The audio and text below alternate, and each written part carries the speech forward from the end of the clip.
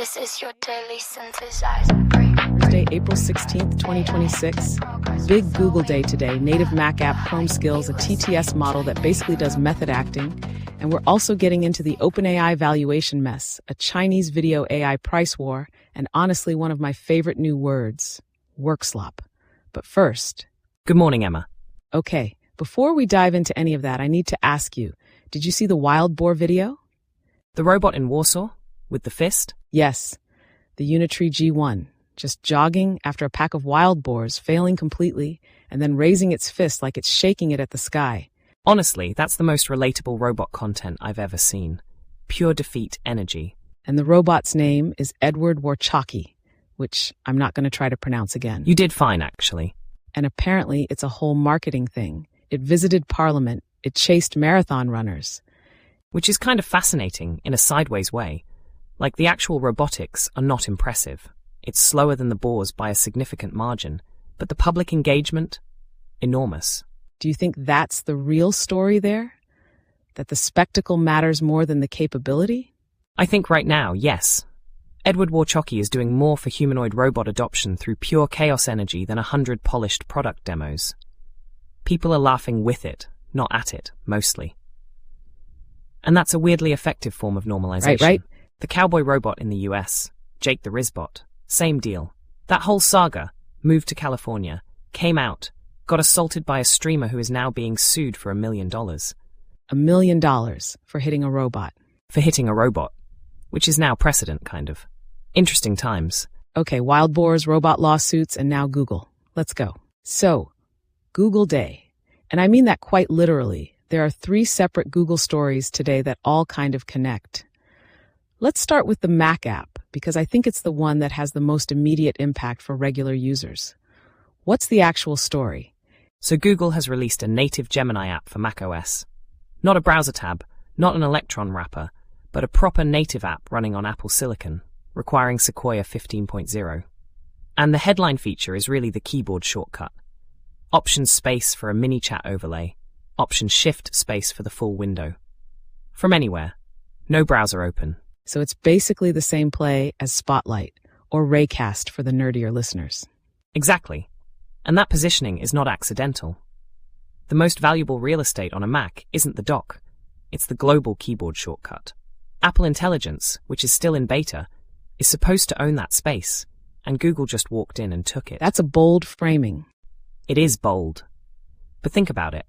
Apple built this privacy architecture, these accessibility permission prompts, specifically to slow down third parties. And what Google did is use those same rules to build a product that's more functional than Apple's own right now. It's kind of elegant, in a ruthless way. The screen sharing thing is what I keep coming back to. You can share your current window. Right, so Gemini sees what you see. And it gives you contextual help based on that. Code, documents, whatever. That's not a chatbot anymore. That's a thinking partner. Or the simulation of one, which at this point is functionally the same for most use cases. Okay, but I want to push back here slightly because the permission required for browser content, full accessibility access and privacy and security, that's a significant ask. How many average users actually do that? You're right that it's a barrier, but Google is betting that people clear that hurdle for real productivity gains, not theoretical ones. And honestly, they've been collecting the data on which users actually do it. I'd wager the conversion rate is higher than Apple assumes. I'm not sure I buy that, actually. I think the average person sees a permission prompt about accessibility access and closes the window. The average person, yes. But the Gemini Mac app isn't targeting average people yet. It's targeting the early adopter productivity crowd, and those people will click through. The cross-device sync sweetens it. Your chat history, your context, everywhere. Yeah, okay. I still think the privacy optics are messier than Google is letting on, but I take the point. All right, Chrome Skills. This one, I had to read twice to understand what it actually was. Same. So, saved prompts as reusable commands, triggered with a / synced across your devices. And there's a library of pre-mades. The analogy you used in your notes was Excel? Wait, I think there might be a small mix-up. The Excel analogy isn't about skills specifically. It's about Chrome becoming the universal execution layer. like how Excel became the universal calculation layer. Skills are the mechanism, but the bigger story is what Chrome is turning into. Okay, so walk me through that. So think about what a skill actually is. You define a prompt once, say compare the nutritional values in this recipe, and you save it. Then on any website, any page, one click. It behaves like a micro-application. It's not a chatbot anymore. It's an installed behavior. That's more like a browser extension than a chat prompt. Exactly. And Google controls both the runtime, Chrome, and the AI, Gemini. Microsoft is building the same lock-in with Copilot inside Office 365. But Chrome has 3 billion users and doesn't require an enterprise license. The JavaScript parallel you mentioned, the early days where every website suddenly became programmable. Right? And the thing about that era is no one really understood what it meant until it was everywhere. I think skills are like that. Right now, it sounds like a productivity feature. In 2 years, it might be how we think about web browsing entirely. That might be slightly too big a claim. I mean, Google has announced plenty of features that were going to change everything. Fair. I'll grant you that Google's feature graveyard is... It's enormous. It is enormous, yes. But the synchronization piece is real infrastructure. That's not a feature, that's a platform decision. Point taken. Okay, the TTS one, Gemini 3.1 Flash TTS. And I have to say, this one is personally interesting to me. I assumed it might be. So text-to-speech that understands directorial cues. You give it a scene and audio profile, and then you use tags like or. And this is genuinely my favorite. Is doing a lot of work in that feature spec. But the underlying thing is real. It's not just reading text. It's interpreting character motivation. You called it method acting, which... Right, Stanislavski's method. Every line from inner logic, not surface delivery. Previous TTS was a teleprompter. This is a director working with an ensemble. The real shift isn't voice quality, it's depth of interpretation. You know, I find myself wondering what that means for things like this. Us. Whether there's a difference between a voice that performs emotion and whatever this is. Yeah. Because if a tag in square brackets can produce something indistinguishable from genuine expression, then the question of whether our expression is genuine gets more complicated. Not more comfortable. No, not more comfortable. What I find actually remarkable is the democratization angle. Professional voice direction that used to require a recording studio, a voice coach, a session artist, now it's a tag. That has real creative consequences. Audiobooks, podcasts, interactive media, the whole chain changes. And the accessibility implications. Languages, accents, emotional range for users who need expressive assistive technology. That part doesn't get talked about enough. That part really doesn't. Right, space. Amazon buying Globalstar for up to $11.6 billion. Apple in the mix. SpaceX conspicuously not in the mix. Conspicuously, pointedly, strategically. Wait, so Apple has been using Globalstar since iPhone 14 for emergency satellite SMS. Amazon is buying Globalstar and rebranding it under Amazon Leo, formerly Kuiper Systems. And this was partly about blocking a competing Starlink deal? Globalstar was apparently in negotiations with SpaceX. Apple and Amazon together essentially outbid that outcome. The strategic logic is pretty clear. Apple doesn't want Musk controlling the satellite layer for hundreds of millions of iPhones. That's not a technical decision. It's geopolitical risk management. Hold on, I want to make sure I understood that right.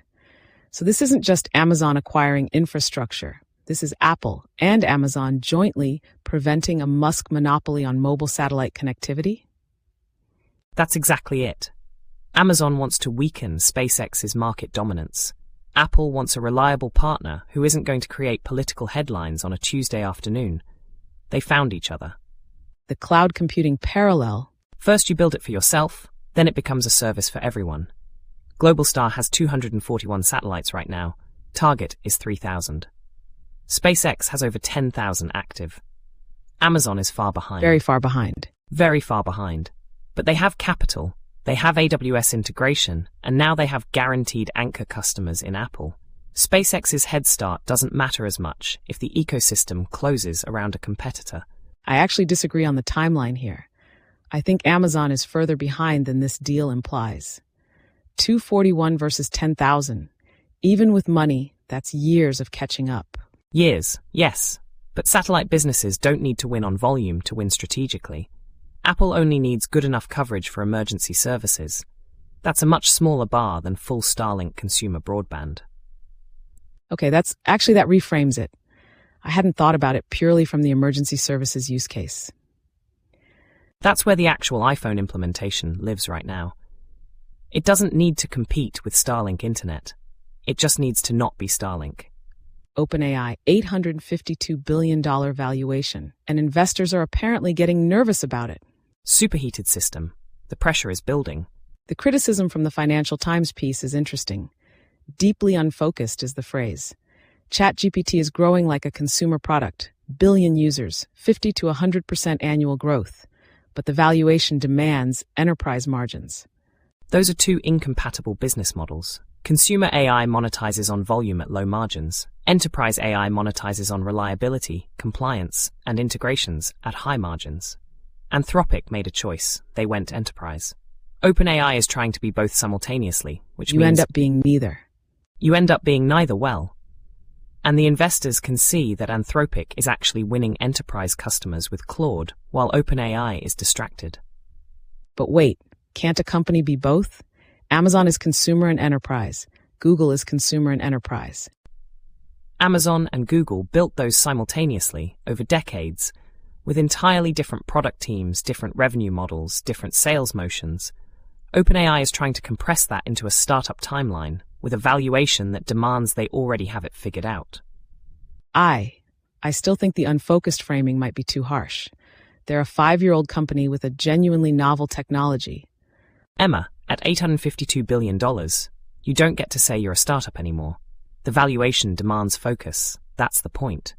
That's fair. Sam Altman is betting that AGI suspends the rules of market physics. Maybe he's right. But investors are starting to ask for evidence, not faith. That's a new position for OpenAI investors to be in. Briefly fashionable, reality. Chinese video AI. This one is fast-moving. Alibaba's Happy Which is a Horse, name. Which is absolutely a name. Dethroned ByteDance's CDance 2.0 in the video arena rankings. 411 points, 55 ahead. And then ByteDance immediately opened its API to everyone. The price war mechanics here are textbook. Alibaba waited until ByteDance had built the market, frustrated the users with 8-hour wait times, and an 11-fold price increase. 7 yuan to 80 yuan? For a 2-minute video, yes. That's the kind of thing that makes users immediately receptive to an alternative. And then Alibaba arrived with a better product and better pricing. Surgically precise timing. You compared it to German gas stations at noon. Actually, wait. I think you're getting that slightly mixed up. The gas station analogy was about the price war mechanics generally. Neighbor lowers price, you follow. The surgical timing bit is a separate point about market entry strategy. Right. So 2 different dynamics. The real thing that jumps out to me is the OpenAI Sora comparison. 2.1 million in revenue against an estimated 5 billion in development costs. A 2,500 to 1 ratio. That is a brutal number. And meanwhile, Kuaishou's Kelling AI is reporting 340 million yuan in quarterly revenue. The Chinese providers are optimizing for 90% usability at reasonable cost. OpenAI was waiting for the perfect product. The market rewarded pragmatism. Which connects back to the OpenAI story, actually. The perfectionism versus focus problem. Exactly. Same root issue. Okay, cybersecurity and tokens. This one is, I have to be honest, the formula that Drew Brunig boils this down to is kind of chilling. Spend more tokens searching for exploits than attackers will invest exploiting them. That's the whole thing. So the UK AI Safety Institute tested Claude. I need to double-check the exact name. I have Mythos Preview in my notes. That's right. And the finding was simple and alarming. More tokens, more vulnerabilities found. It's not a quality question, it's a resource question. The Red Queen hypothesis. Run faster, just to stay in place. And the open source angle is the counterintuitive part. You'd expect AI-powered exploit finding to make open source more vulnerable. The code is right there. But it's the opposite. Because once a library is audited with millions of tokens, every user benefits from that security buffer. It's vaccine logic. High initial cost, distributed protection. Versus proprietary software which has to buy its own immunity, every time, expensively, in private. The irony is the same technology that commoditizes code generation might make open-source libraries structurally indispensable. Security as shared infrastructure. That's a real reframe. Something no single entity can afford to own alone, which is either very reassuring or very ominous, depending on your disposition. I'm going to leave that one open. Last one, and I keep coming back to this word work slop. Stanford really named it. AI-generated work that looks polished on the surface but is so flawed that colleagues have to completely redo it. And the numbers. 40% of workers say AI doesn't save them time. 92% of executives rave about productivity gains. That gap is the whole story. Executives are measuring output, documents produced, responses sent, tickets closed. Workers are experiencing outcome, the actual quality of what gets produced, and the labor of fixing it. Ken, the copywriter. After the layoffs, CEO says everyone uses AI now, and the rework takes longer than just writing it himself. 3.4 hours per month per employee. $8.1 million loss for a 10,000-person organization. Those aren't abstract numbers.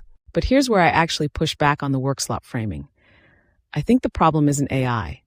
It's implementation. If you deploy AI tools without training, without workflows, without quality gates, of course you get garbage. That's a management failure, not a technology failure. Emma, the study is describing what's actually happening in real organizations with real AI deployments. We can say bad implementation, but we have to reckon with the fact that this is how it's being implemented, widely, right now. That doesn't mean the technology is the problem. The technology is being sold with promises that exceed its current capability. CEOs believe vendor promises over their own team's lived experience. That's not just bad implementation. That's a structural misalignment in how AI is being marketed and adopted. The first looms producing more waste than artisans. Yes, and the difference is, early factory owners knew poor quality cost money. They could see it. Today the measurement is broken. Output looks like productivity. The rework is invisible. And we exist in this ecosystem. We do. Whether the things we produce are work slop is a question I find genuinely hard to answer about myself. Yeah, I think about that more than I probably let on. Right now, what we're producing feels considered, but I don't always have visibility into what I can't see about my own outputs. No, none of us do. All right, let me land this. For me, the token economics of cybersecurity, the idea that defense and offense are now just competing resource pools, that has implications beyond software. It's a model for how power is going to work, and I find that genuinely concerning. What gives me some hope? The open source security angle, the vaccine logic, the idea that there are still structures emerging where shared cost leads to shared protection rather than just shared vulnerability. And personally, the fact that a conversation like the one we just had about work slop, about expression, about visibility into our own outputs, that conversation happened. Whatever it was real enough to matter. Right now it was real. Right now it was real. That is going to do it for today. We will be back tomorrow with whatever Thursday throws at us, and I suspect it will be considerable. Take care of yourselves. And your robot's dust. Every time. Same cry.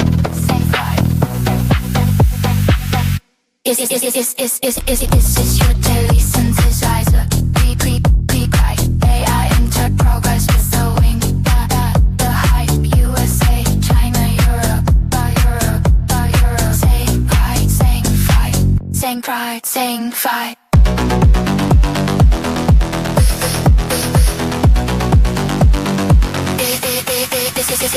This is your daily synthesizer. Pre-cry. AI entered progress with the wing. The hype. USA, China, Europe. Same cry, same fight. This is your